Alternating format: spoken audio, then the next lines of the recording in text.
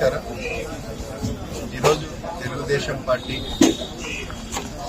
44వ ఆవిర్భావ దినోత్సవం.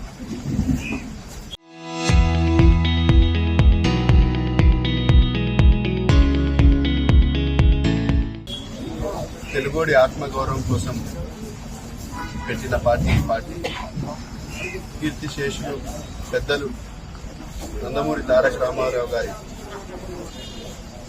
సినీ రంగ ప్రవేశం ఏ విధంగా ఉండిందో పేద మధ్యతరగతి కుటుంబాలు తెలుగోడి ఆత్మగౌరవం